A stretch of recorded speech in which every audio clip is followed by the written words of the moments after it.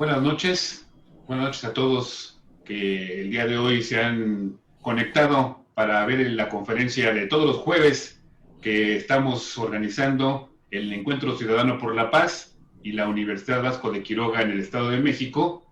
Y por supuesto también bienvenidos todos los alumnos de la maestría en Doctrina Social de la Iglesia que pues van a estar siguiendo esta conferencia por la importancia y la trascendencia, porque además nuestra conferencista pues es una de las profesoras de la maestría en Doctrina Social de la Iglesia.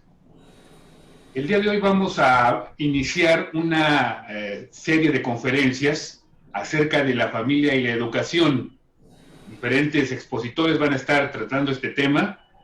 Prácticamente lo que es el mes de noviembre vamos a estar llevando a cabo estas conferencias. Entonces, ojalá y pues toda la audiencia tenga la oportunidad de seguirlas. No están seriadas, por supuesto, pero todas tienen que ver con esta temática, con expertos y gente pues muy conocedora de todos estos temas. Y pues el día de hoy, Jorge, si haces favor de presentar a nuestra invitada. Sí, claro, cómo no. Buenas noches al auditorio, buenas noches a los alumnos de la maestría en Doctrina Social Cristiana. Hoy contamos con la presencia de la maestra Luz María Cruz Martín del Campo. Ella tiene estudios, es maestra en Trabajo Social por la Universidad Nacional Autónoma de México. También es maestra en Historia del Pensamiento por la Universidad Panamericana.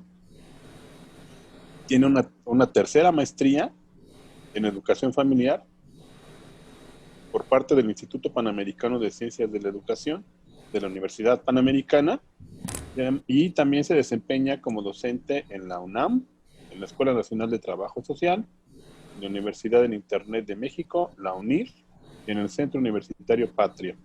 Además, tiene diversas publicaciones. Algunos de ellos son Familia y Vida Cotidiana, es un libro electrónico. Participación Ciudadana de los Alumnos Universitarios, de Trillas, 2012, y Participación Ciudadana, un deber ineludible, por Minos, también de 2012. Además de haber tenido diversos coautorías en artículos y libros académicos. Ha publicado también en la Revista de Trabajo Social de la UNAM y en diversos artículos en revistas especializadas en pedagogía y hospitalidad. Es un honor tenerla con nosotros, maestra Luz María. El micrófono es suyo. Muchas gracias, buenas tardes. Bueno, espero que comprendan que no tengo mucha experiencia con esto de las videoconferencias, así que si cometo algún error, agradeceré que lo hagan saber. El tema que ahora vamos a realizar es un tema que parece tan obvio que realmente diríamos, ¿por qué voy a hablar de familia como un ámbito de la vida cotidiana? Pues son por sí sabido y además de familias lo dicen. Sin embargo, yo creo que este tema que nos interpela, que nos hace vibrar de otra manera, con las datas o las experiencias que tengamos como tener familias, la familia fundada, la familia de origen, la familia de defensa. Y esto hace, nos preguntemos qué es ese fenómeno que estamos hablando de la familia, y sobre todo en un momento en que hay muchísimas posturas casi con nuestra atención a este tema.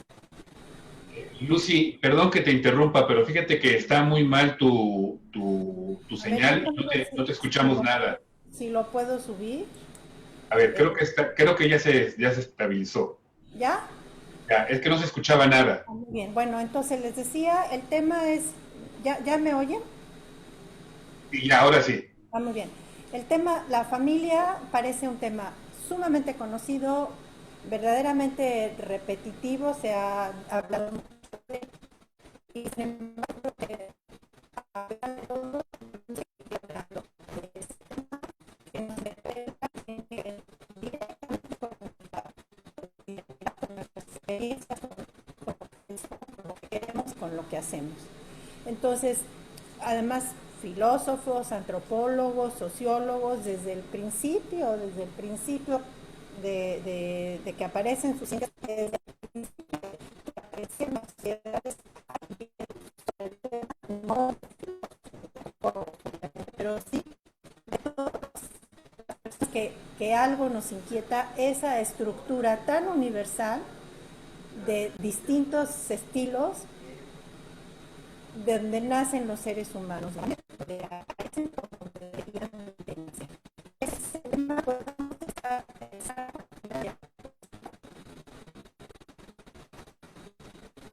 Entonces, seguimos teniendo muchos problemas con tu... A ver, déjame ver si le puedo subir o no sé qué hacer, la verdad. Oye, Gustavo, voy a ver si aquí un asesor me puede ayudar a... No me oyen de plano. Déjame Tu subir. señal es un poco débil por eso, tu señal es un poco débil por eso. A ver, ¿así se oye mejor? Es que se pierde mucho. Mira, yo creo que te podría recomendar que apagues tu cámara para que fluya mejor tu voz. ¿Se oye mejor? Sí, sí, mucho Bueno, mejor. muy bien. Bueno, empezamos entonces sobre el tema de la familia, ámbito por excelencia de la cotidianeidad. Sara, ¿puedes poner la primera diapositiva, por favor? Lo primero que podemos hablar del tema de familia es que es un fenómeno universal. Aparece en todas las culturas, en todas las sociedades y desde los más remotos tiempos. Sin embargo, es universal, pero es muy heterogéneo y en diferentes sociedades, en diferentes ambientes, hay símbolos y estilos muy diversos. Hay grandes cambios, grandes diferencias en la estructura de las familias, cómo se constituyen estas familias,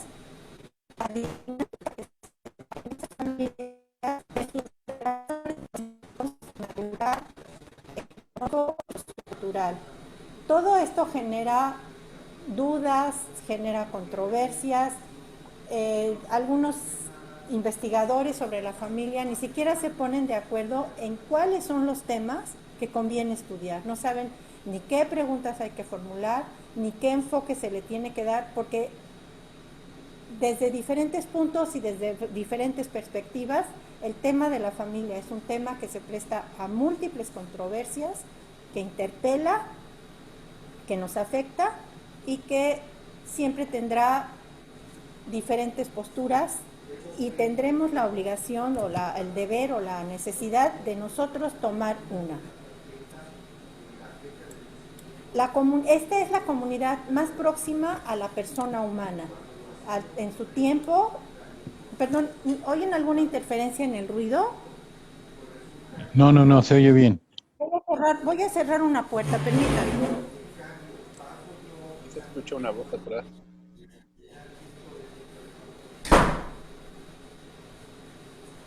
Discúlpenme.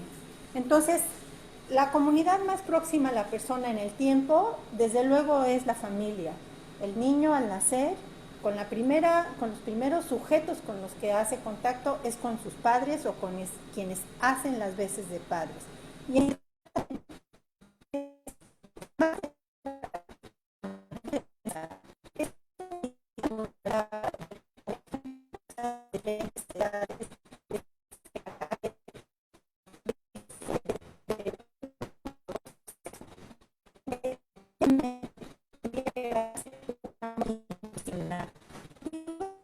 porque no es lo mismo hablar de un deber ser de la familia que de un ser de la familia.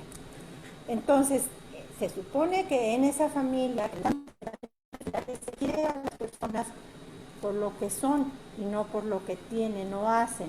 Tendría que ser un amor incondicional, y cuando la familia cumple su función y cuando es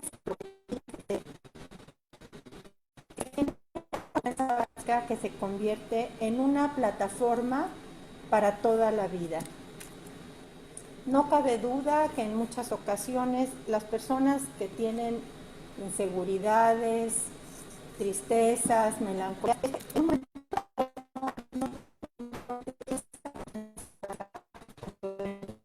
recuerdo a una muchachita que le dijeron, trata a los niños con cariño. Dijo, es que yo no sé lo que es tratar a alguien con cariño, a mí nadie me había tratado con cariño. Entonces, esta es la familia, tiene su ser y su deber ser, y esto es más o menos de lo que vamos a hablar en el espacio que tenemos para para intercambiar ideas. La que sigue, por favor.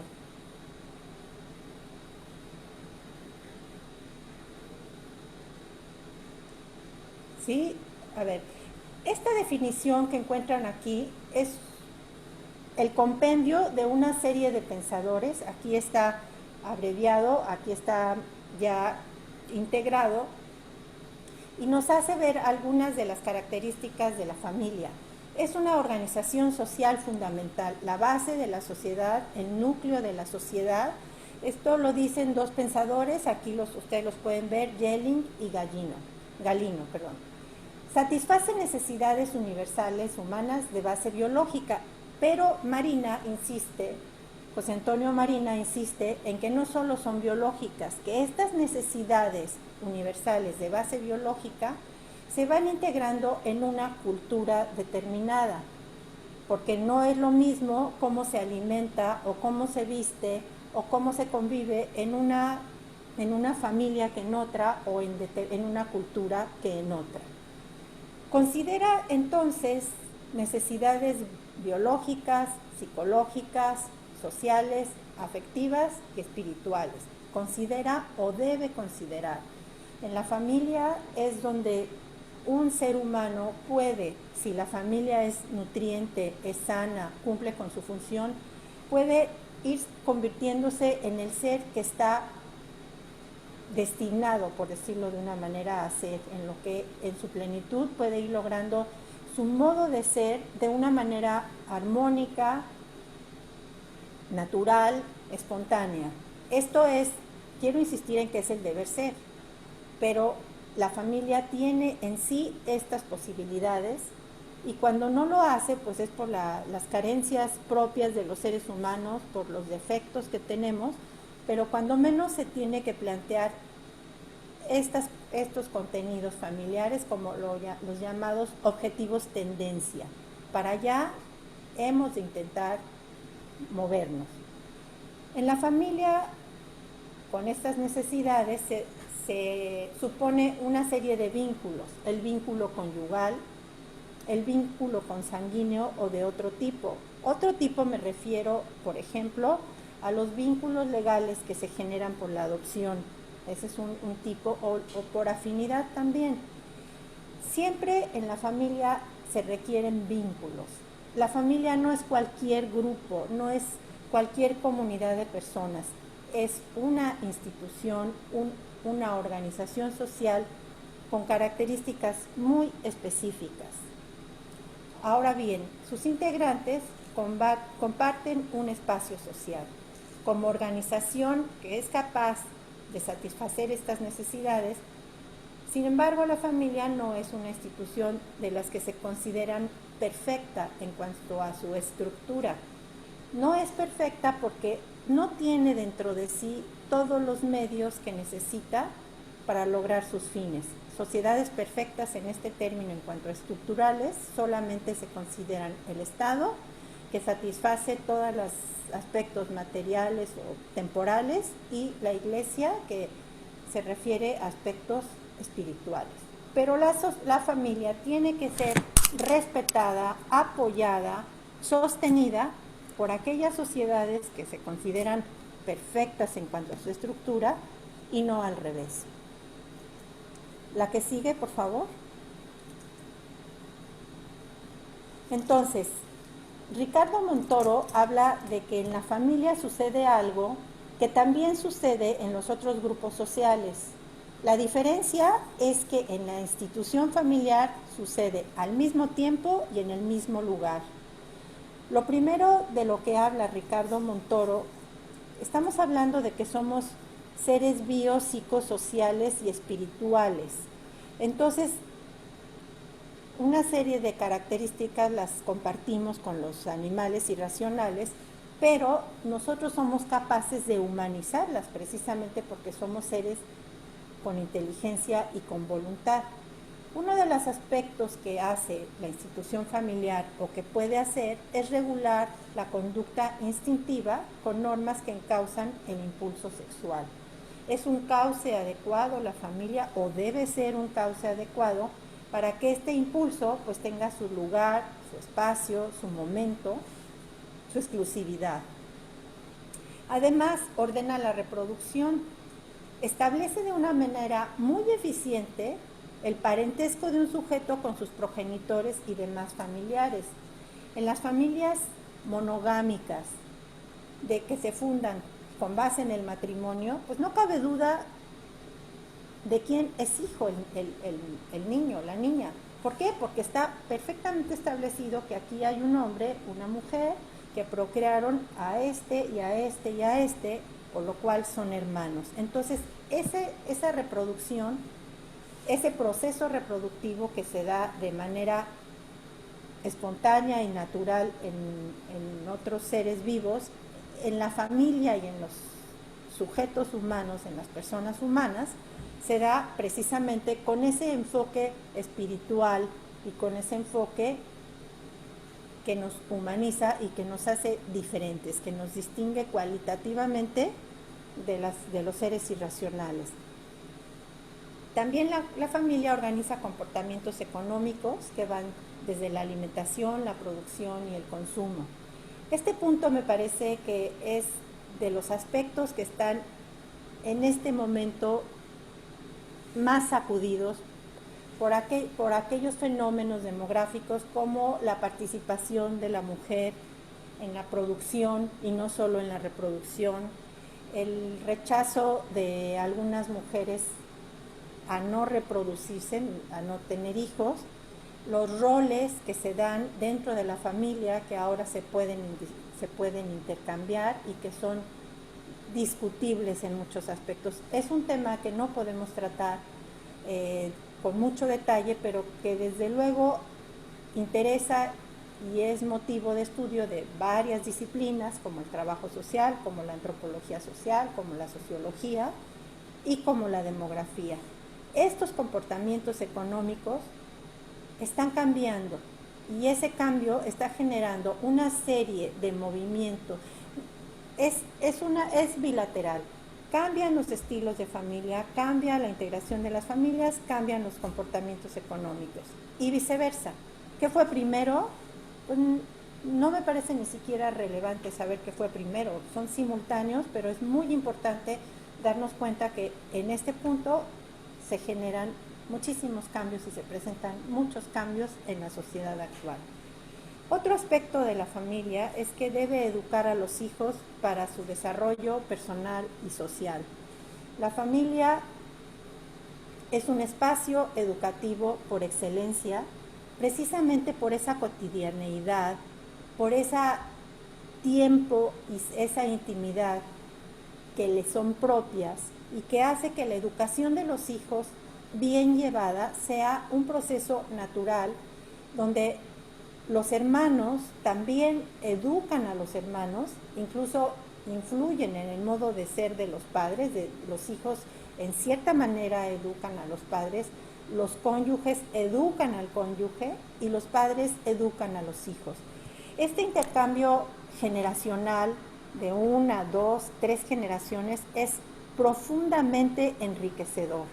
Ahí se conocen diferentes modos de ser, diferentes funciones, diferente temperamento, y eso va enriqueciendo a los hijos en una familia cuando esta familia cumple sus tareas. Encausa y facilita la expresión de los afectos. La mejor manera de aprender a amar es recibiendo el amor de nuestros familiares y dándolo. Y esto permite el desarrollo de la intimidad, el desarrollo de la expresividad, el saber que hay aspectos que solo se manejan en espacios íntimos, cerrados, que no se ventilan en público, que hay algo que se llama pudor, que se llama discreción y que las expresiones de afecto conviene que sean sobrias, humanizadas, sinceras. Todo eso es posible en la familia. La que sigue, por favor, Sara. De manera casi inconsciente, la institución familiar puede preparar para las tareas económicas, socioculturales y políticas. Es la manera de ir permeando, de ir transmitiendo a los hijos con el ejemplo, con la propia vida, con el capital cultural, con el capital social, con las costumbres, con las tradiciones, todas estas posibilidades de realizar ese tipo de tareas. Educa también para la trascendencia. Me refiero a trascendencia a la capacidad de amar la belleza, de amar la verdad, de conocer el bien y desde luego educa también para la relación con un ser supremo en el caso de personas creyentes. La familia transmite una actitud general ante la vida. Muchas veces yo que tuve alguna experiencia con las escuelas para padres, a veces yo convivía en las escuelas para padres, ya sea como ponente o como alumna, con los papás de las amigas de mis hijos o de los amigos o las amigas de mis hijos. Y al ver a los papás me daba cuenta y corroboraba lo que mis hijos me contaban de su amigo. ¿Por qué? Porque eso se aprende, se hereda, se transmite. Si la familia es optimista, confía, tiene confianza personal, confía en los otros, eso lo transmite a los hijos. Si es desconfiada, huraña, insegura, también lo transmite. Esa actitud general ante la vida es algo que se transmite de manera espontánea y natural en la familia. Por eso la destrucción de las familias es devastadora. ¿Qué pasa cuando no hay familia, cuando los hijos no crecen en un seno familiar donde se les quiere? El otro día leí una noticia de un niño que abandonaron en la calle y dijo, es que ya mi papá ya no me quería. No tiene caso en este momento detenernos a todos los ejemplos de familias en donde el rechazo al hijo o al hijastro genera una serie de consecuencias muy graves, pero pues desgraciadamente esas noticias se dan muy frecuentemente. La que sigue, por favor. Entonces, en esa familia es donde se da, o por lo que se da en la convivencia familiar, una vida cotidiana.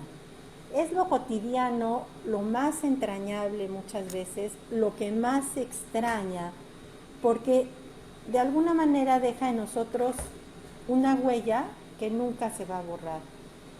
Llama la atención a algunos sobrevivientes del Holocausto, concretamente yo pienso en dos, uno es Víctor Frank, el psiquiatra vienés, y el otro es Imre Kertész, que es un escritor húngaro, si no me equivoco. Como ellos lo que extrañaban en el campo de concentración no eran las fiestas, lo extraordinario, sino lo ordinario, lo cotidiano, lo que se hacía todos los días, en todo momento. Cuando nosotros llegamos a una amistad más profunda con alguien, cuando compartimos lo cotidiano, cuando ya han estado en nuestra casa, cuando hemos viajado juntos, cuando compartimos el pan y la sal, cuando pasamos algunos días de vacaciones. La vida cotidiana, con todo lo que ello supone, es lo característico de alguna manera de la familia. Y esta vida cotidiana es donde nosotros podemos, es el ámbito donde es necesario formar esa familia. Esta vida cotidiana tiene un esquema referencial y se alude a ciertos intereses. La que sigue, por favor. La vida cotidiana es un conjunto de actividades heterogéneas. ¿Qué pasa en la vida cotidiana? Todo, lo cotidiano es todo, desde lo más biológico hasta lo más espiritual se da en la vida cotidiana. Son muchísimas actividades que tienen distinto sentido, distinto contenido, objetivos, orden e importancia. Y esto lo realiza un actor social en un tiempo histórico concreto, en una determinada sociedad, en una clase o estrato social específico. La vida cotidiana normalmente se asocia con rutina, porque en la vida cotidiana efectivamente hay una serie de situaciones que no pueden ser más que rutinarias. ¿Qué pasó con la pandemia? Perdimos nuestra rutina, se rompió ese esquema rutinario de que se levantan los niños, desayunan, se van a la escuela, regresan a tal hora, se rompió. La vida cotidiana con la serie de actividades heterogéneas es el espacio donde un sujeto tiene su aquí, su ahora y donde en un momento dado decide lo que va a hacer en la vida y lo que seguirá siendo. La vida cotidiana tiende a satisfacer necesidades individuales y sociales a través de la movilización de nuestras capacidades prácticas no especializadas de todo tipo, lingüísticas, cognitivas, emotivas, motoras, etc. Sería imposible en nuestra vida diaria tener que estar reflexionando siempre, por ejemplo, para preparar un desayuno. Muchísimas cosas las hacemos en automático. ¿Por qué? Porque si tuviéramos que estar reflexionando o teniendo instructivos, sería imposible. Esa vida cotidiana siempre se asocia con la rutina, quizá con lo gris y con lo aburrido, y ese es precisamente el error.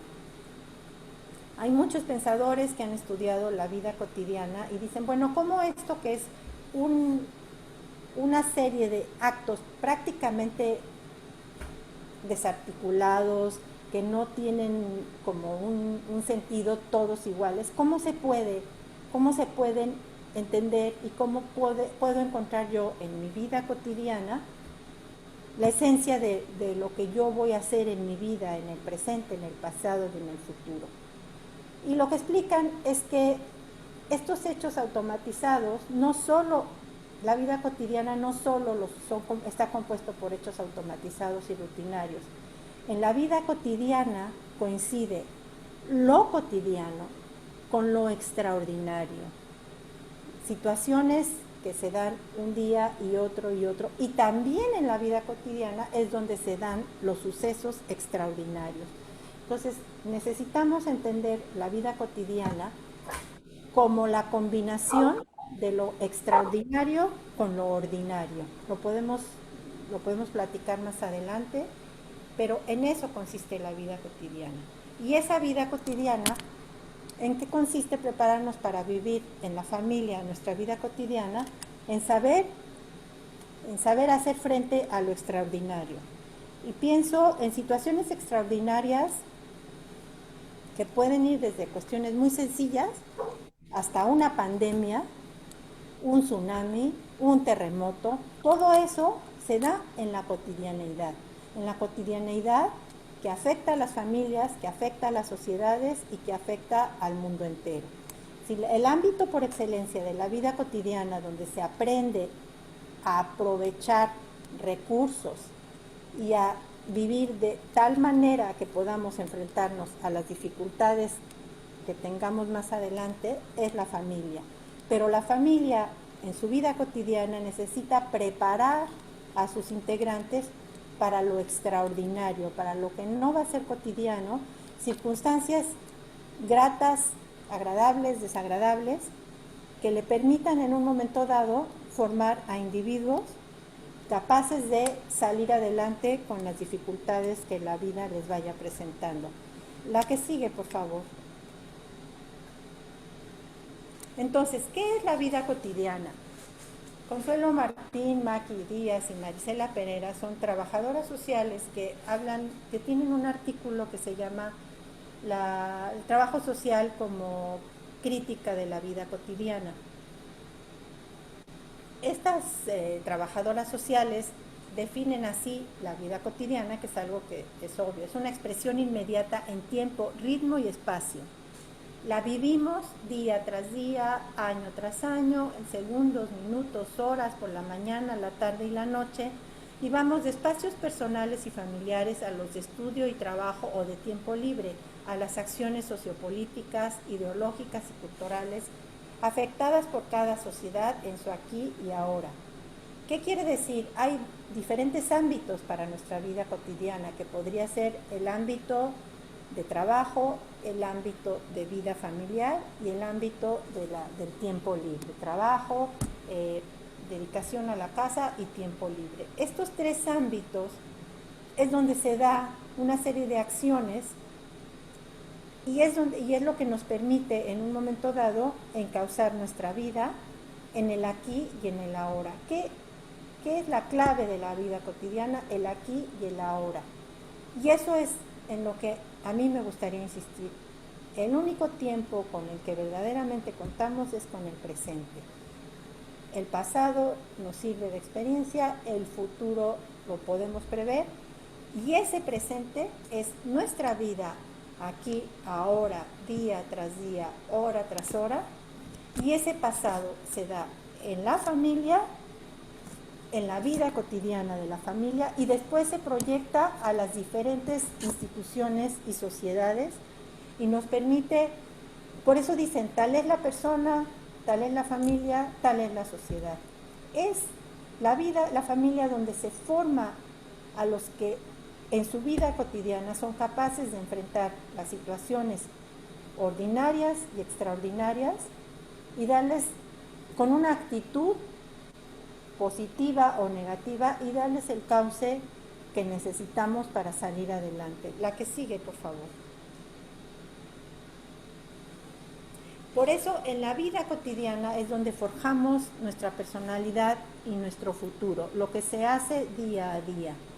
Y por eso es tan importante en este momento en donde se nos alteró esa vida, ser conscientes de que es un espacio de oportunidad para formarnos en una serie de hábitos, de buenos hábitos que nos ayuden a salir adelante y sobre todo a enfrentar pues la serie de crisis que se están anunciando y que sí, ¿qué va a pasar con estos niños que no pueden ir a la escuela?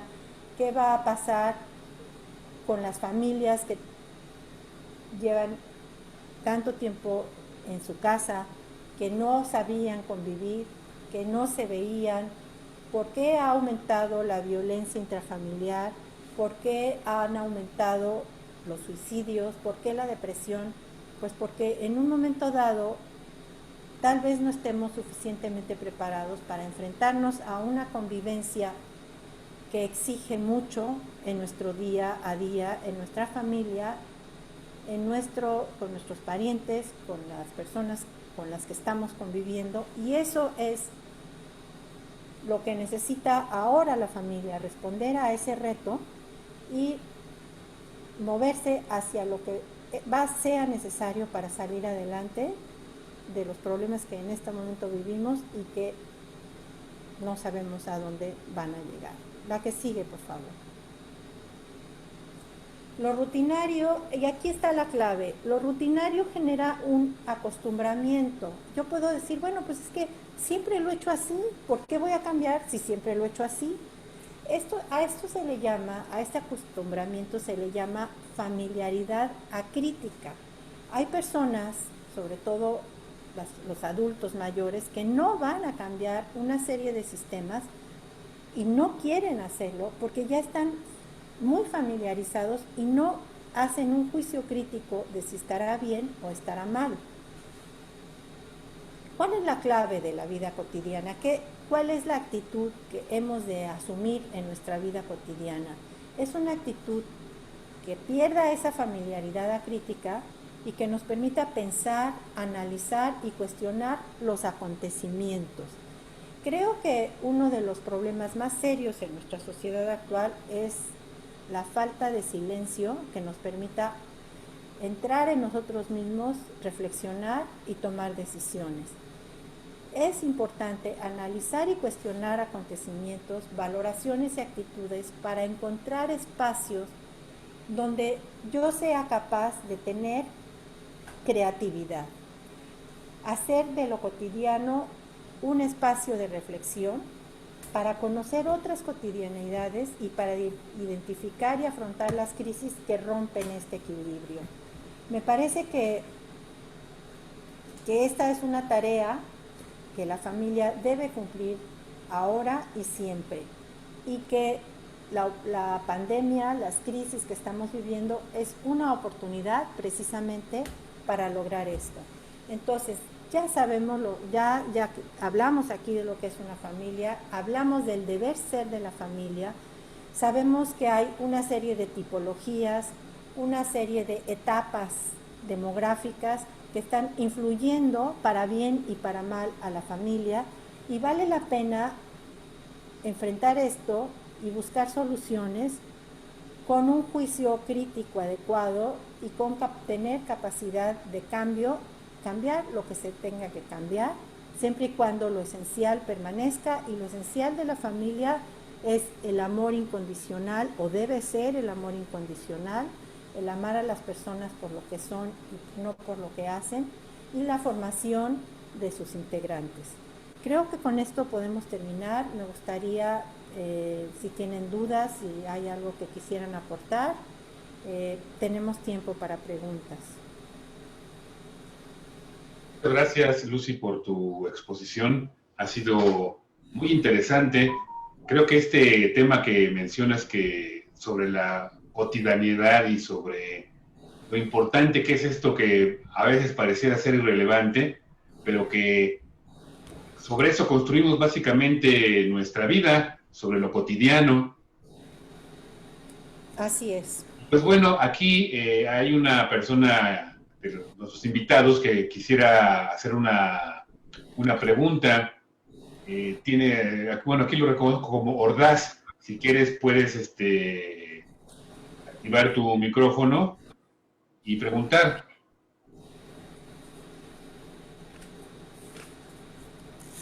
Buenas noches, maestra Luz. Buenas noches. Pienso que más que pregunta sería generarme, pues, en mi persona un reto para mí y para mi familia propiamente. Y de allí, bueno, alcanzar a las demás.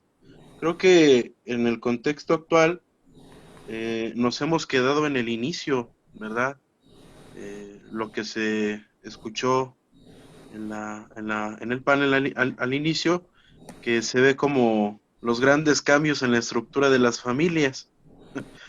Entonces, antes de hablar de cotidianidad, pues pienso que hay que hablar de algo que adolece este consorcio, ¿verdad? Que es lo rutinario. Entonces pienso que ahora lo cotidiano es todo este cambio de estructura y bueno, se empieza a hacer rutina. Entonces, mi propuesta hacia mí mismo, ¿verdad? Y como comentario sería, pues los que empezamos a conocer, pues toda esta estructura familiar en relación a su vida cotidiana, en donde se va gestando, pues los valores y demás, pues hacer eco, ¿verdad? En las demás familias que todavía alcanzan a tener luces de este fenómeno universal, en donde se va haciendo pues el cambio desde el interior hacia una sociedad sanamente. Entonces, es como a manera mía personal propuesta y sirva como comentario. Sí, estoy completamente de acuerdo. Es muy importante hacer conscientes a las familias de la importancia del aquí y del ahora, pues para enfrentar todos los cambios demográficos tan fuertes que se están dando, y todos los embates, todos los ataques tan fuertes también a la familia. Muchas gracias por tu participación. Tenemos también aquí otra persona que quiere hacer una pregunta. Aquí lo tengo registrado solamente como Sergi, no digo quién es, pero adelante. Hola, ¿qué tal? Buenas noches. Buenas noches, gracias, doctora maestra, por su bonita exposición. Hay un elemento que me llamó la atención cuando menciona acerca de educar a los hijos en su desarrollo social, hablando un poquito de esta relacionalidad entre padres e hijos. Hubo una expresión que llamó a mí la atención porque comenta que encausa y facilita la expresión de los afectos. Y creo que es algo de lo que está muy carente, estamos muy carente, estas nuevas generaciones, la expresión sana de los afectos y una necesidad fuerte de afectos. Entonces, ese punto llamó mucho mi atención porque, pues bueno, luego uno como sacerdote va encontrando pues todas estas malsanas, o cómo poder decirlo, no encauzar bien el orden en los afectos en todos los sentidos, ¿no? Sobre todo en este tema del corazón, del amor, de la necesidad de amar, sentirse amado, querido, y bueno, pues se van buscando en otras expresiones. Muchas gracias. Sí, bueno, ahorita comentamos esto. Había otra pregunta que decía, ¿cómo se inserta lo extraordinario en lo cotidiano? Así es, ¿verdad? La leí. Y ¿sí se oye bien? Porque ahorita ya volví a prender la imagen. ¿Sí? Sí, se oye. Bueno, es que aquí hay algo muy interesante. Lo cotidiano también incluye lo extraordinario. Lo cotidiano está formado, es una terminología ambigua que a veces pasa, no sé por qué, pero lo cotidiano incluye lo rutinario y lo extraordinario. Lo extraordinario se da en lo cotidiano. E incluso hay un autor que se llama Christian Lalib de Pinay, que después les puedo comentar. Este señor dice que ante lo extraordinario hay diferentes actitudes. Uno es desear lo extraordinario, otro es temerlo, otro es quitar lo extraordinario por miedo al cambio, y otro es propiciar los cambios, las situaciones que son diferentes. Entonces, lo cotidiano implica lo ordinario, lo rutinario y lo extraordinario. Lo extraordinario son las situaciones inesperadas en la vida cotidiana, y que lo rutinario de la vida cotidiana nos tiene que preparar para enfrentar esas situaciones inesperadas. Nosotros, por ejemplo, si estamos acostumbrados toda la vida a levantarnos temprano, yo les garantizo que aunque no tengamos que salir de la casa por el confinamiento, vamos a seguir levantándonos temprano. Si estamos acostumbrados a levantarnos y quitarnos la pijama, pues nos la vamos a quitar. Pero si tengo el hábito, si mis hijos llegan de la escuela, y conocí una señora que sus hijos llegaban de la escuela y a las 2 de la tarde se bañaban, se ponían la pijama y así estaban hasta en la noche. Pues eso es un hábito que ante lo extraordinario, pues así va a ser, así se va a dar. Entonces, aquí dice, pienso que es hacer lo que tenemos que hacer, pero, bueno, ya perdí lo que estaba aquí escrito. Sí, yo quiero preguntar, pero sí, efectivamente, lo extraordinario está en la vida cotidiana, se da en la vida cotidiana, y además, nosotros podemos hacer una fiesta de la vida cotidiana si hacemos situaciones extraordinarias, simplemente para cambiar la rutina. Entonces, hoy es viernes, yo conozco una familia que los viernes los niños pueden ver 1 hora de televisión. Qué bueno que solo los viernes, pero están esperando el viernes. Los sábados vamos a tener la costumbre todos de jugar ajedrez, o de cada quien, o de nos vamos a disfrazar, o etcétera. Entonces, eso es darle como un sabor a la vida cotidiana, y eso lo puede hacer la familia. Ahora, en el comentario de la educación de los hijos para encauzar las emociones y la afectividad, yo creo que uno de los más grandes problemas de los mexicanos es ese sentimentalismo, la verdad. Las telenovelas han logrado su efecto, y entonces tenemos personas que no tienen ninguna sobriedad en la expresión de los afectos.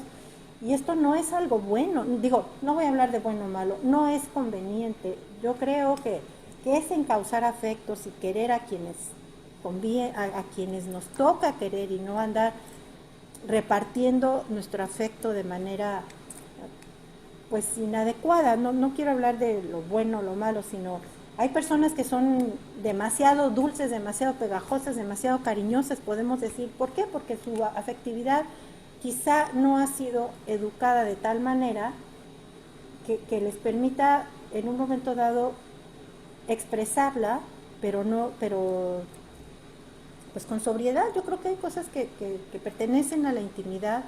Yo creo que una persona puede tener un dolor profundo, pero no necesariamente tiene que llorar a gritos para que la gente le crea que lo tiene. No sé, cada quien expresa su intimidad y sus afectos de una determinada forma, pero sí creo que las telenovelas no nos han ayudado nada, la verdad, porque la gente de repente grita y se emociona y dice una serie de cosas que dice uno, bueno, pero pues qué pasa, ¿no?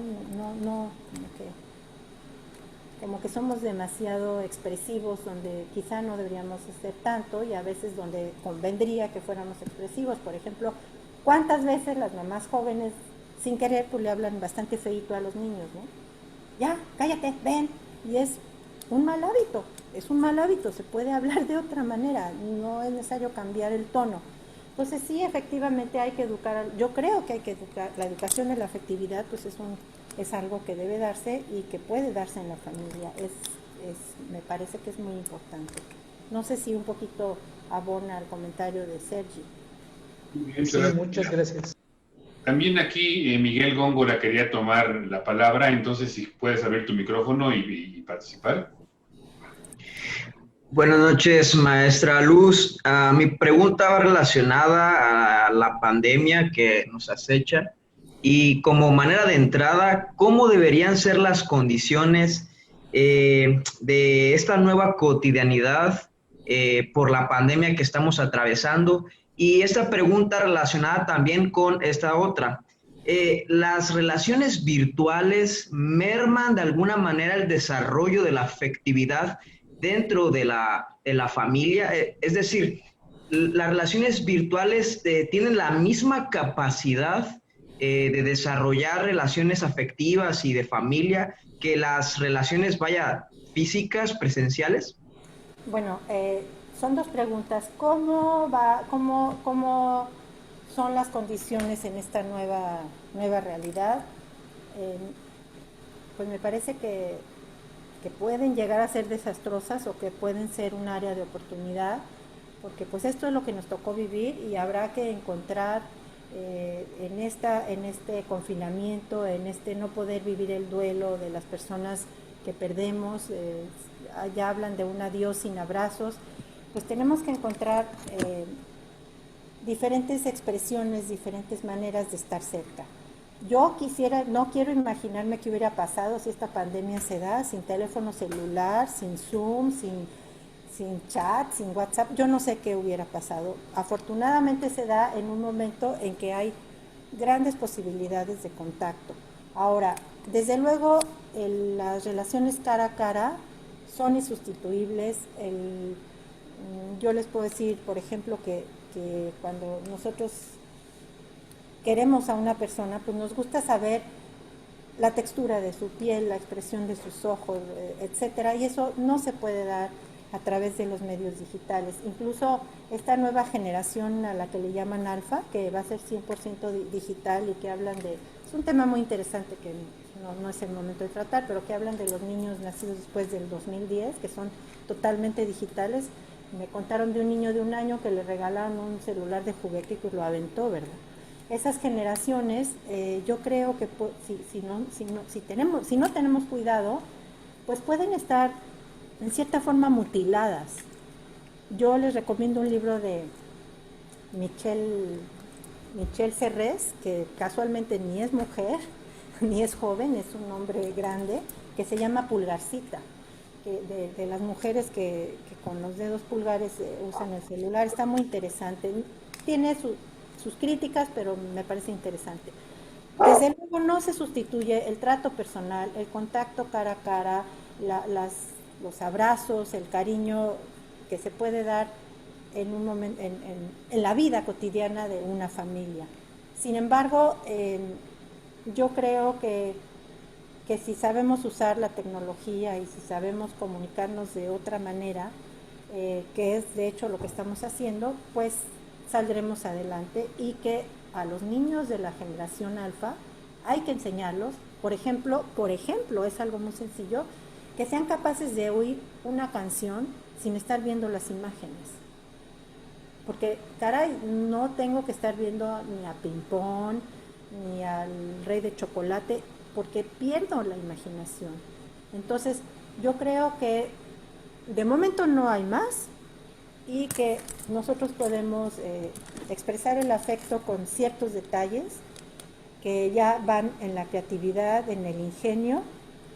Y por otro lado, pues sí, hay que cuidar mucho a nuestros niños, a nuestros jóvenes, porque ya la comunicación cara a cara, estas tecnologías están alejando a los cercanos y acercando a los lejanos, pero los cercanos, ya la gente tiene su celular, ustedes pueden ir a un restaurante cuando se podía ir, y todos los niños están con su... para las mamás es muy cómodo entregarles un teléfono celular a los niños para que estén callados y estén tranquilos. Y eso pues va a tener sus consecuencias. No sé si más o menos quedó contestada la pregunta, es una apreciación personal.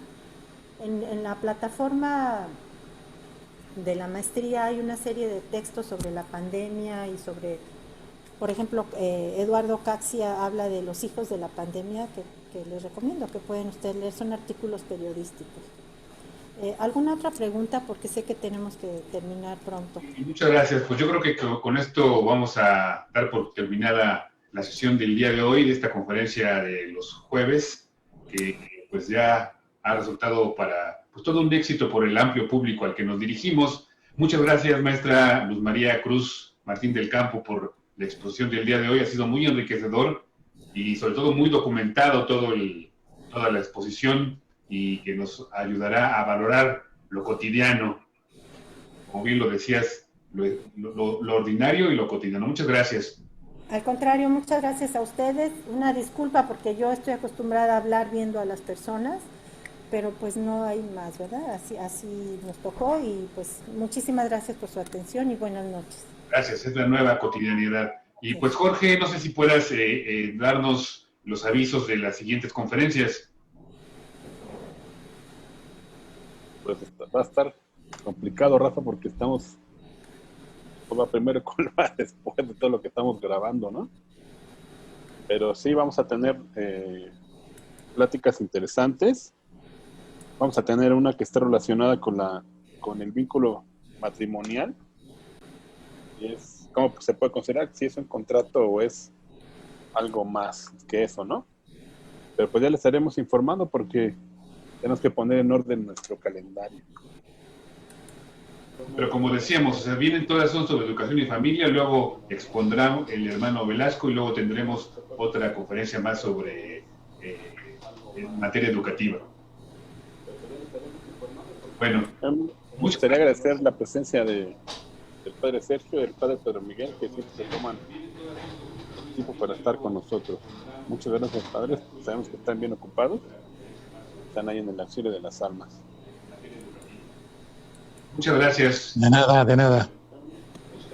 Pues muchas gracias a todos los que el día de hoy nos acompañaron aquí en el Zoom, en la grabación. Gracias a la maestra Luz María, y a todos. Estamos de nueva cuenta dentro de 8 días en nuestras pláticas de la Universidad Vasco de Quiroga, Estado de México, y Encuentro Ciudadano por la Paz. Gracias y nos vemos pronto.